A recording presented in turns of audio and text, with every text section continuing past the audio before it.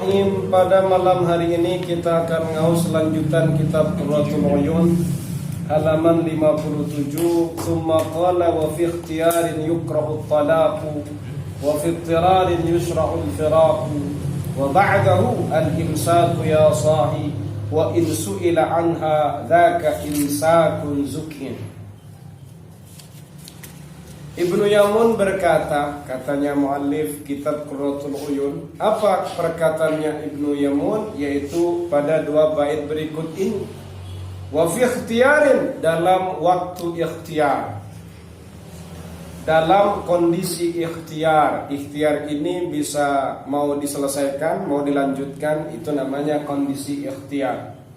Yukrahu tolaku, dimakruhkan tolak.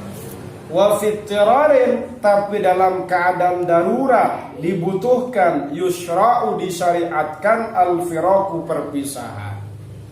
Dalam waktu ikhtiar bercerai itu hukumnya makruh. Tapi kalau dalam waktu darurat ada kondisi yang menuntut agar bercerai, yaitu hukumnya yusra'u, disyariatkan. Wa ba'dahu, dan setelah terjadi talak, al-imsaku ya sahi, menahan wahai sahabat. Wa in su'ila anha, meskipun ditanya tentang dia atau mantan istri. Dzaka imsakun zukin, itu adalah penahanan zukin, yang dipahami, diketahui. Dari dua bait ini, kalau kita mau menceraikan istri, kalau kita ibaratkan kepada kita, itu harus betul-betul ada kondisi yang memicu agar terjadinya perceraian. Nah, baru itu masuk dalam syariatnya yang disyariatkan. Jadi syariat Islam itu memperkenankan cerai itu tidak boleh. Dalam salah satu hadis yang paling perkara halal yang paling dibenci oleh Allah adalah cerai. Kalau dalam waktu ikhtiar hukumnya makruh bercerai itu. Tapi ada hal-hal yang menuntut seorang suami bercerai. Jadi kasus perceraian itu tidak selamanya image-nya negatif. Seperti itu. Paham ya? Nah. Kemudian setelah kamu cerai, kamu itu harus menahan diri wahai sahabat, katanya Ibnu Yamun.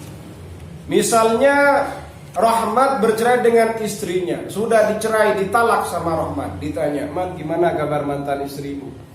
Itu lebih baik Rahmat itu diam, no komen apa-apa. Nah, itu namanya imsakun zukin, penahanan yang dipahami. Maksudnya bagaimana? Itulah yang dimaksud adalah kamu bercerai dengan baik-baik. Kan ada contohnya Imam Mawardi misalnya. Imam Mawardi ini kalau bercerai, setelah dicerai sama Imam Mawardi ini, Imam ini malah cerita, kamu tahu, aduh mantan istri saya itu luar biasa. Ngapain diceritakan? Cerai-cerai sudah selesai. Begitu. Akhbara, menginformasikan rahimahullah, Ibnu Yamun rahimahullah, annahu, bahwasannya yukrahu, dimakruhkan, at-talaqu, bercerai, fi halatil ikhtiyari, dalam kondisi ikhtiar. Kamu melanjutkan pernikahan bisa, menceraikan bisa. Kalau kamu berada dalam kondisi ini, hukum bercerai makruh. Begitu loh. Paham? Jadi kalau kayak saya ini bercerai misalnya, itu makruh. Gitu. Wa yusra'ul firaku ay talaqus sunni, disyariatkan firaq, perceraian, atau disebut talak as-sunni. Gitu loh. Perceraian yang di situ tidak bid'ah, yang sunni. Bagaimana perceraian yang sunni itu?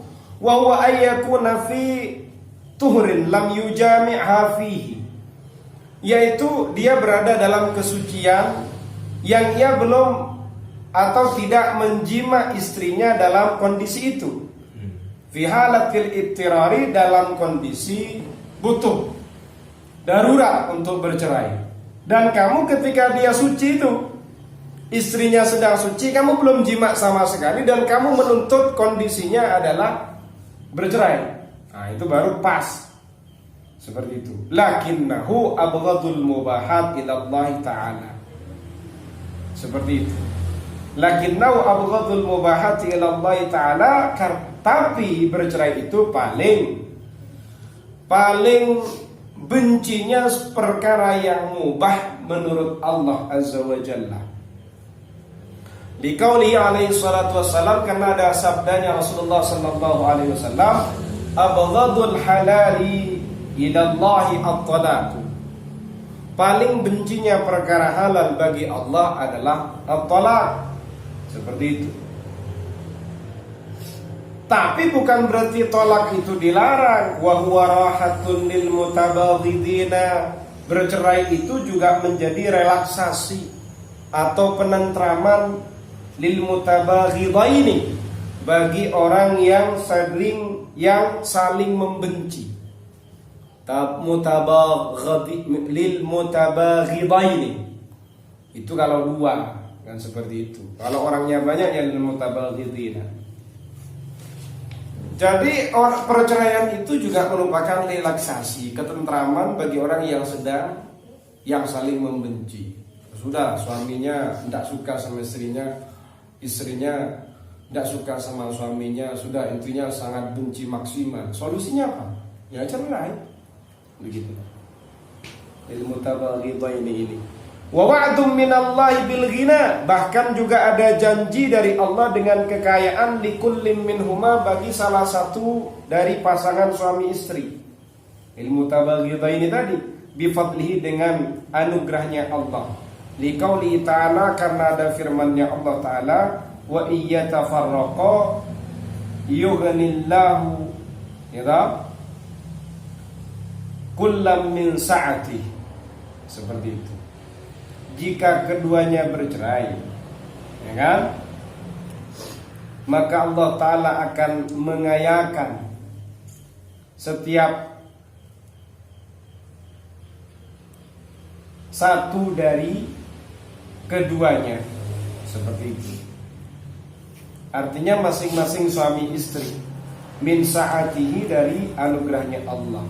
Artinya kalau kemudian bercerai, ya Allah Ta'ala akan mencukupi. Seperti itu. Allah Ta'ala yang akan memenuhi. Allah Ta'ala itu akan tetap memenuhi kebutuhannya.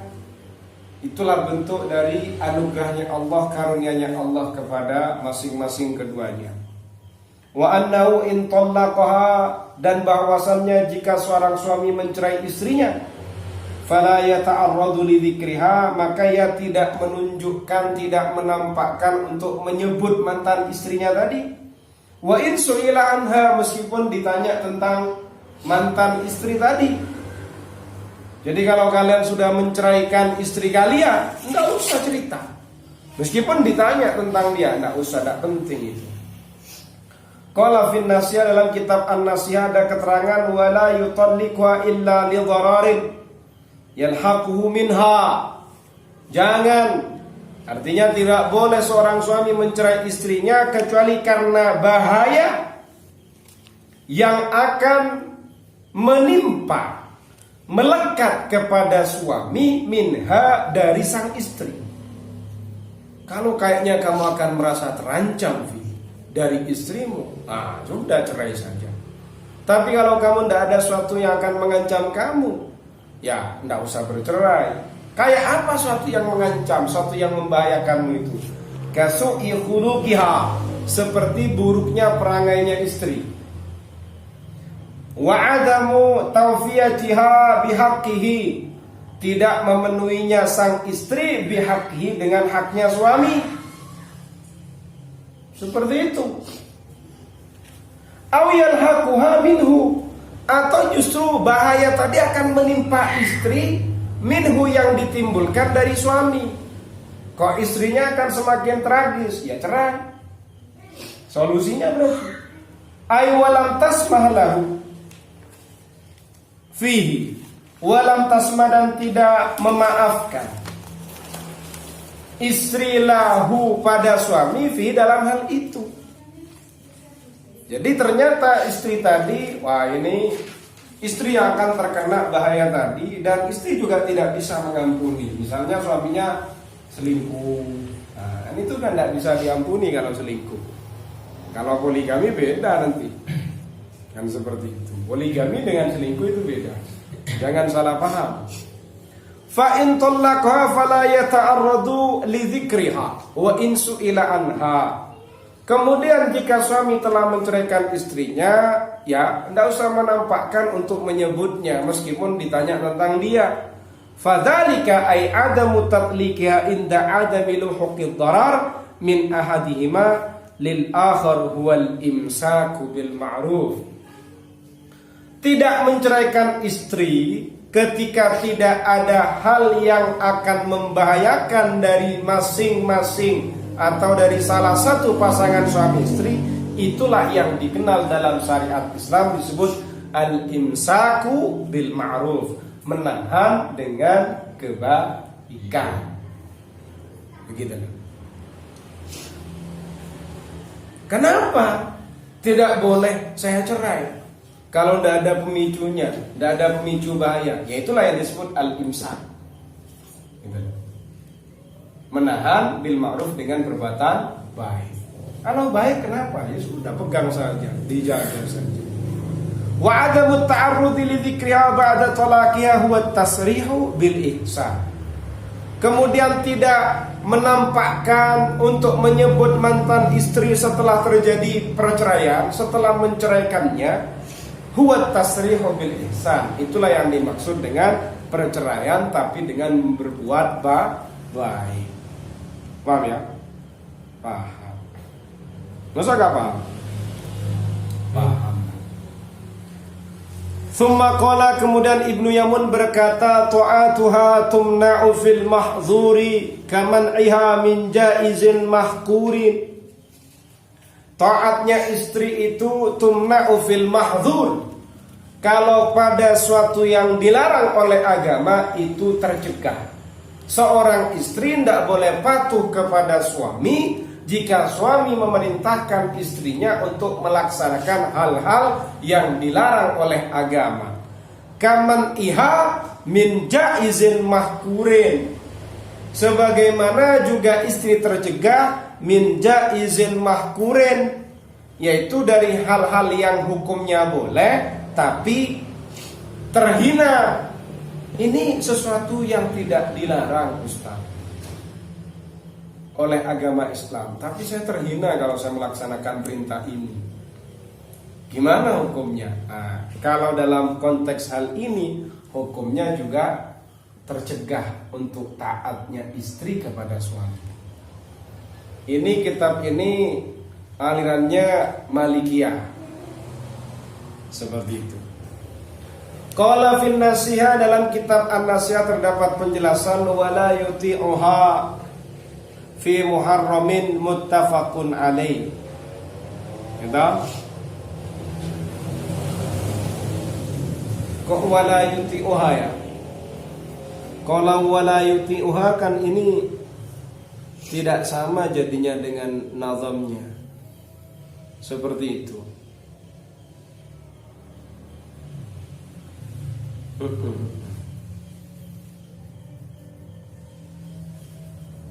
Atau maksudnya wala yuti'uha, jangan mentaatkannya fi muharramin, pada perkara yang diharamkan.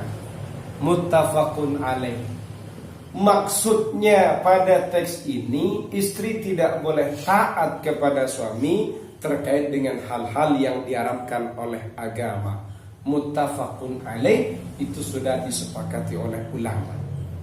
Ai bi khilafil mukhtalafi fihi, beda halnya kalau urusan itu masih terjadi perselisihan antara ulama.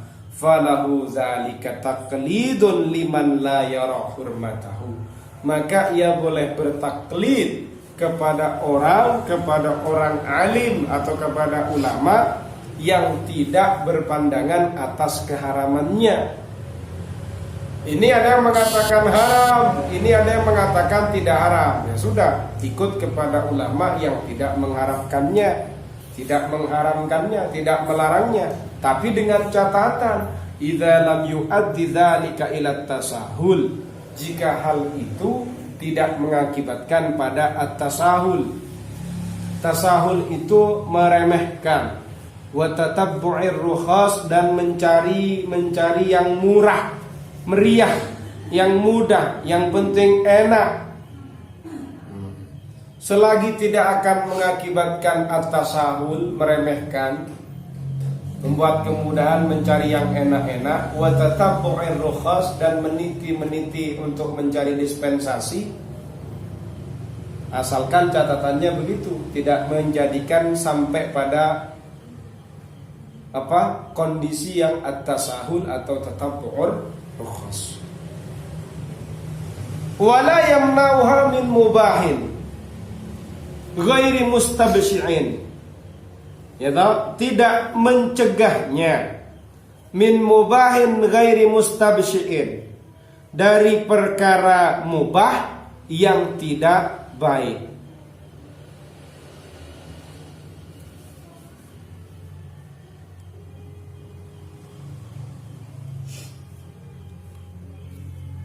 Apakah dilarang kalau istri menggunakan perkara yang memang diperbolehkan? Tidak, tercegah. Asalkan perkara mubah tadi ghairu mustabsyi, baik. Ghairu itu tidak mustabsyi, jelek, tidak jelek, berarti perkara mubah yang baik boleh. Seperti apa? Aikalubsil hariri, memakai sutra wal dhahabi, boleh, tidak usah dicegah. Istrimu pakai sutra boleh, istrimu pakai emas boleh. Amal mustabsyi alladhi yazri bi muru'atiha, kalau perkara yang jelek, ya kan, alladhi yazri, yang akan mencela bi muru'atiha, dengan harga dirinya, katikhadhiha al-hijamata hirfatan, sebagaimana seorang istri yang ia menjadikan, ya tahu, katikhadhiha, sebagaimana menjadikan istrinya, menjadikannya sang istri al-hijamata hirfatan, istrinya itu menjadikan cantuk, apa cantuk itu, bekam sebagai profesinya. Itu kan tidak baik. Dicegah tidak apa-apa. Ustaz, kalau istri saya jadi tukang bekam boleh apa enggak? Boleh. Tapi itu kan tidak baik dengan harga dirinya. Masa istrimu jadi tukang bekam? Nah, itu tidak apa-apa, kamu larang. Kalau yang mubah, yang tidak menggugurkan harga dirinya, itu ya jangan dilarang. Ala alla tubashira illa man tajuzu laha mubasharatuhu. Dan hendaknya juga sang istri ini tidak berinteraksi kecuali dengan orang yang boleh berinteraksi dengannya.